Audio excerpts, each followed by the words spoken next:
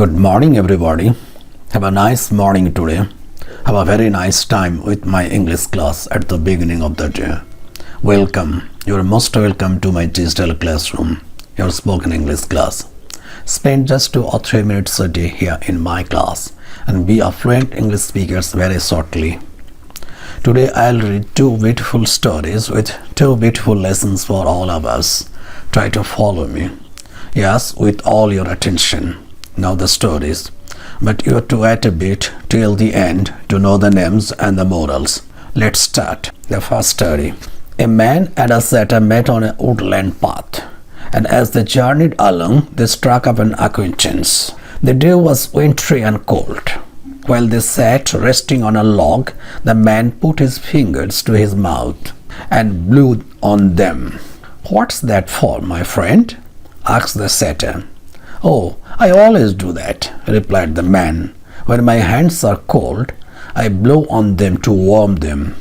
Shortly afterward, they arrived at the satyr's home, and he invited his companion in for a bowl of hot porridge. As the host placed a steaming bowl before his guest, the man raised his spoon to his lips and began blowing on it. "And now, what are you doing?" asked the satyr. "Oh, my porridge is too hot to swallow, so I am blowing on it to cool it off," replied the man. And he went on blowing while the satyr stared in amazement.